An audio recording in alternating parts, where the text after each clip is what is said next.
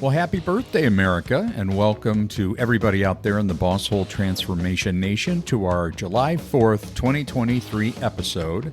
A little bit different approach today simply because it's Tuesday. It is our national holiday when we celebrate our independence, 4th of July, and everybody on the Real Good Ventures team has the day off. I hope you have the day off and you're enjoying it. And if you're listening in, I just want to talk about the unique nature of the founding of our country. And if you put it in the terminology that we use here at the Bosshole Chronicles, this whole thing started with a boss hole. Okay, so to be historically accurate, probably you would say a king hole or a monarch hole. But I thought talking about and reflecting on the boss hole of 1776 on this, our nation's birth, the 4th of July, was suitable. So settle back. Just want to have some fun with this episode this week, and let's dig in. The Bosshole Chronicles are brought to you by Real Good Ventures, a talent optimization firm helping organizations diagnose their most critical people and execution issues with world-class analytics. Make sure to check out all the resources in the show notes, and be sure to follow us and share your feedback. Enjoy today's episode. So my interest in American history really didn't take hold until I was well into my 30s. I don't know what it was. Maybe it was because I was an adult, I was working, I had started my own business and paying my own self-employment taxes, paying my own health insurance. I think when you have to write your own checks for taxes and health insurance, you start to realize just how onerous our tax system can become. But, I mean, that's beside the point. I believe in paying just taxes. You know, our government serves to support a strong and robust private sector. But I think it was at that time that I really started to appreciate what transpired in 1776 and everything that led up to it. I think when you're in school, history just doesn't hold the same appeal. You know, you'd rather be learning other things, doing other stuff. But when you start to get into your 20s and your 30s, that's when I think you can really begin to appreciate the unique nature of the founding of our country. And it was like the ultimate boss hole situation where our founders said, hey, we're going to do this on our own, and we're going to declare it in a document that we're going to share with King George III. To me, that is like the ultimate entrepreneurial step. You have a great idea. You have commitment with a group of people, and it's like, we could do this better. As a matter of fact, we're going to stand this thing on its head and turn the whole thing around and do it better.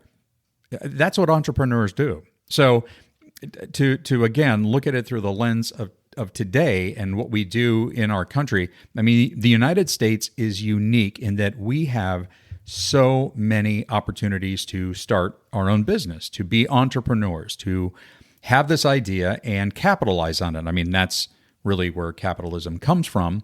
But let's go back. I mean, it didn't just happen in July of 1776. Obviously, the grievances that the founders had and the colonists had been brewing for a number of years. Now, you know, the Virginia Company and the colonization of New England, that all began in the early 1600s. And it wasn't until like the mid 1600s that Great Britain really started to essentially recognize the resources and the opportunity to exploit the resources in the New World. So more and more people came here. This is, I think, a fascinating bit of history. In the early 1600s, the colonists amounted to about just slightly over 2,000 people. Shortly before the signing of the Declaration of Independence, there were almost 2.5 million colonists here in what would become the original 13 United States. Considering that everything had to be done in terms of travel, everything had to be done by ship, that is an explosive growth. So, you know, this was an amazing place of resources and beauty, and people came here. And so as the colonies were growing and they started to recognize the opportunity for self-governance, and they started to work a little bit more collaboratively. I mean, you saw the foundation or the start of the First Continental Congress. There were two. The Second Continental Congress was the one that where the Declaration of Independence was written and where it was ratified. Leading up to that point, King George III, and he's the Bosshole in question here, he began to, and the monarchy began to impose several taxes on the colonies. You had the Sugar Act, the Currency Act, the Quartering Act, the Stamp Act, and of course the Tea Act. So the colonists were saying, hold on a second, we are being taxed for all of these things, but we have no voice in Parliament. That's where the whole term taxation without representation comes from. We are forced to pay taxes, but we have no voice or representation in Parliament to be able to challenge it. Then it was in mid-1776 that the Committee of Five, and the Committee of Five was the committee that came together, and the Second Continental Congress said, hey, hold on a second. You know what? It's time for us to, I'm paraphrasing, of course, it's time for us to break with Great Britain. And we need to do it in the form of a declaration. So they formed the Committee of Five. And the Committee of Five, for anybody that's, again, read history or even watched 1776, great musical, a lot of fun. You had, for example, John Adams, Benjamin Franklin, Thomas Jefferson, of course, the author, Robert Livingston, and Roger Sherman. So they came together and they started to work on a draft, and I believe there were 5 drafts of the Declaration of Independence, and it was brought to the Continental Congress, and of course they debated it.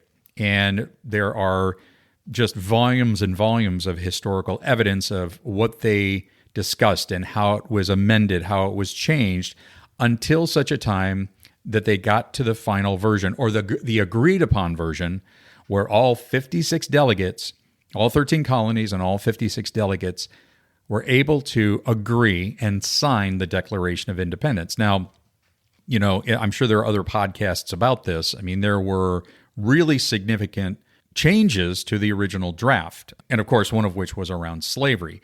But they got to a point where they said, okay, we can all agree on this, and all 56 of us are going to sign this, and we're going to share our 27 grievances. That's what was listed in there, the 27 grievances, with King George III. And so, of course, we get the Declaration of Independence. So when you think about the ultimate entrepreneurial move, you know, in the Declaration it says, and for the support of this declaration with a firm reliance on the protection of divine providence, and this is the one that really gets me, we mutually pledge to each other our lives, our fortunes, and our sacred honor. And they said, we are all in on this new venture, and we're stepping away from Bosshole King George III. And that's what they did. Now, I realize true historians, if you're listening to this, I mean no offense to the relevance of our nation's founding. I mean, I consider myself to be a great patriot, and I love the story of our founding. And really digging into it, you realize all of the different aspects of our founding and what it was like and how people got to that point, how the colonists got to that point, and all of the amazing people that were involved in the process. But again, this was all based on an oppressive monarchy run by one person saying, you have to do my bidding, you are my subjects. And they said, nope, that's not the way it's going to work here in what will become the United States of America. We are literally turning this thing upside down. And I think it's kind of cool for those of you that have seen Hamilton, and what an amazing modern portrayal of our nation's, well, founding, and of course the story of Alexander Hamilton. And of course, it's based on the book by Ronald Chernow. The World Turned Upside Down, I believe, was an actual song, not the one in the musical, but there was a song representative of what happened. It was like, we are literally turning the world on its ear. If you think about a pyramid, King George III was at the top, and he ran everything.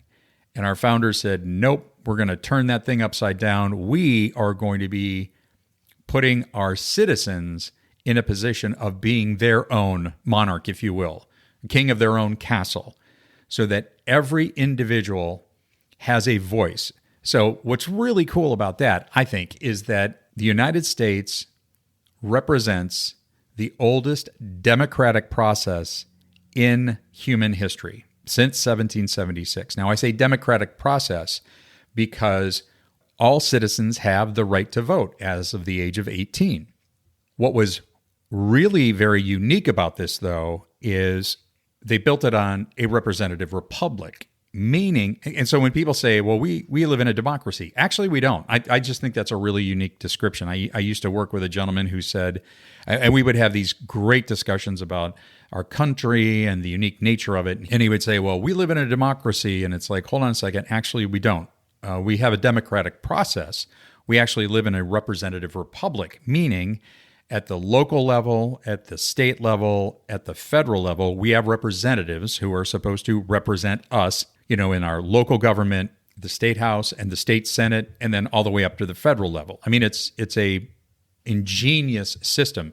And I say that, and people say, yes, but what about all the gridlock? Actually, the gridlock is by design so that no one group can overrun another. It's built so that those in the minority still have a voice and still have the opportunity to bring their grievances or bring their representation to our government. Now, that's a real simplification of it. I realize that and I understand it. And this is not a political podcast by any stretch of the imagination, but let's go back to its origin.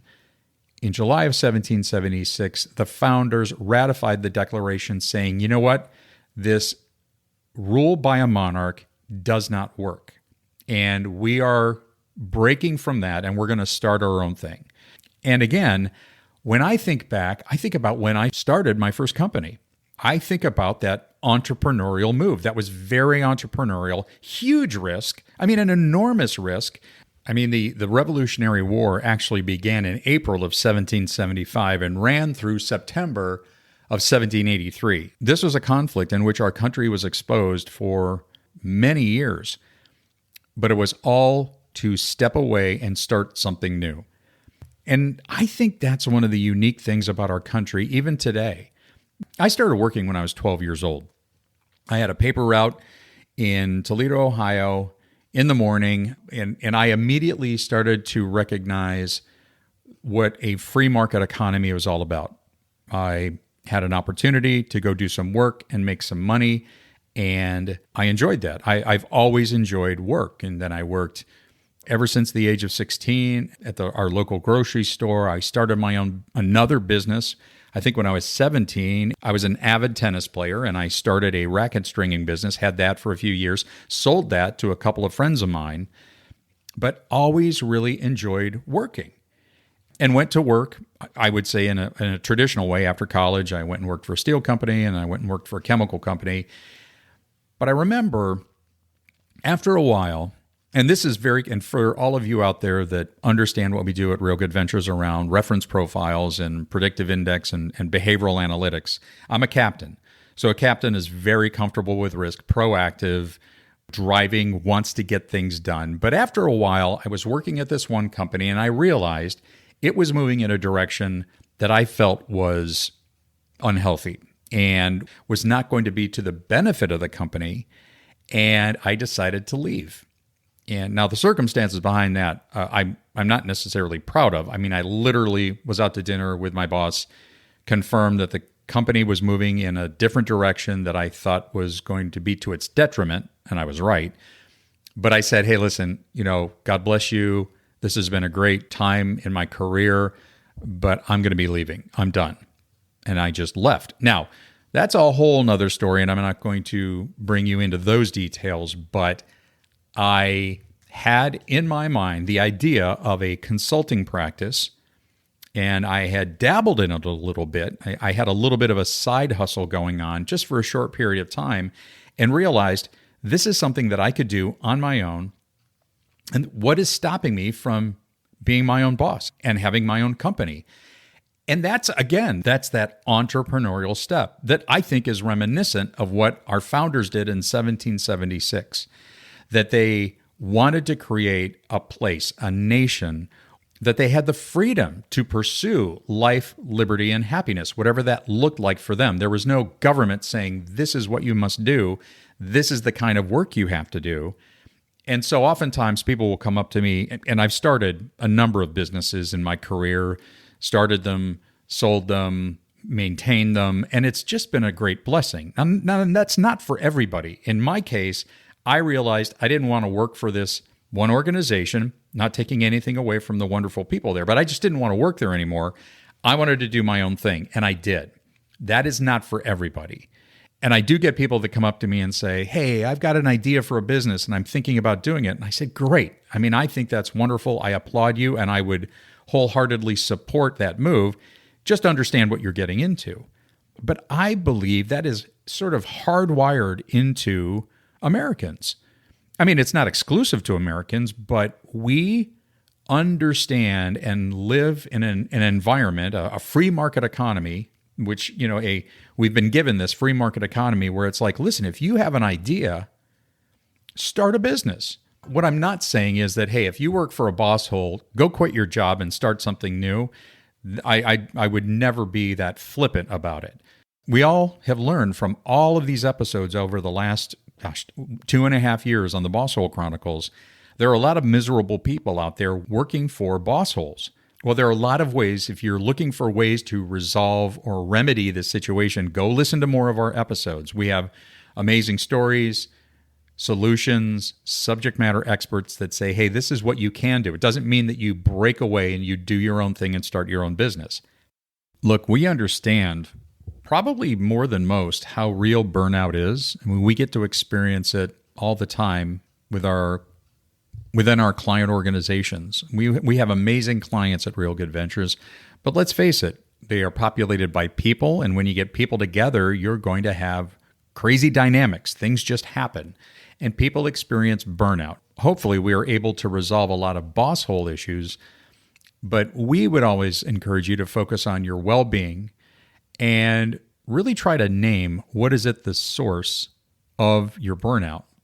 It's not unusual that we can find issues with job fit and manager fit that really can address the issue of burnout and the opportunity perhaps to make a change.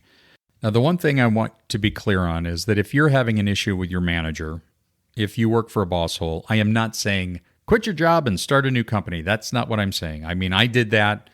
It's perfectly consistent with my behavioral DNA, and I love starting new things. But there are simpler, more immediate steps to take.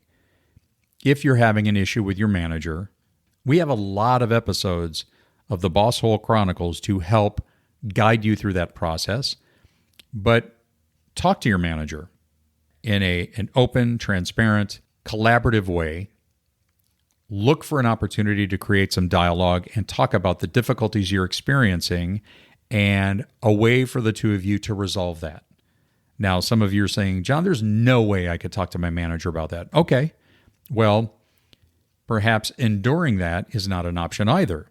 So are there other positions within your organization that are more desirable for you and where you may be a better fit? Don't ever forget that job fit and manager fit are two critical components to fighting the forces of disengagement. So you may, if you are in the wrong role, seek out a better fit role for who you are. Now, we happen to do it through behavioral data and job targets. That's how our clients do it.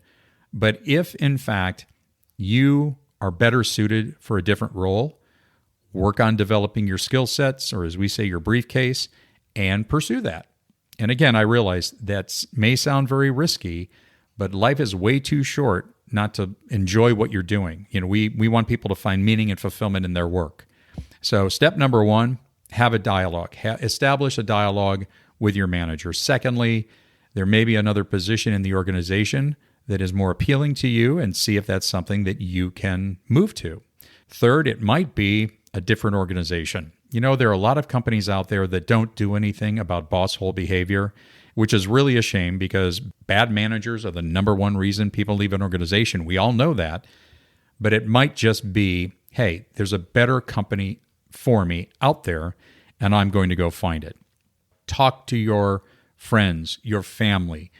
Seek out a mentor or somebody that can speak into your career development and even help really identify and focus on your true skill sets. Not just your passions, but what's in your briefcase. What are you really good at?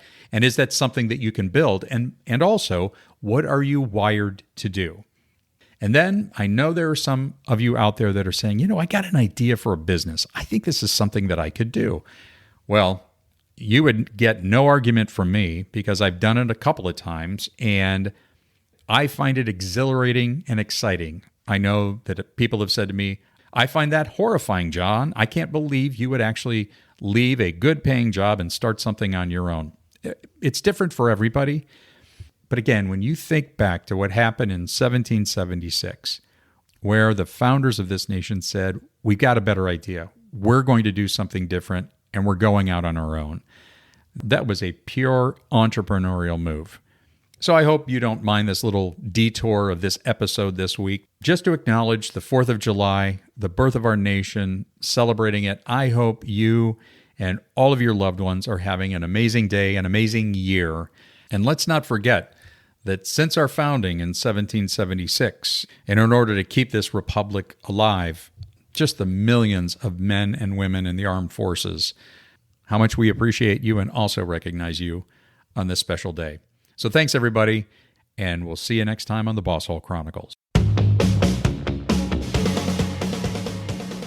We'd like to thank our guests today on the Bosshole Chronicles, and if you have a Bosshole Chronicles story of your own, please email us at mystory@thebossholechronicles.com. Once again, mystory@thebossholechronicles.com. We'll see you again soon.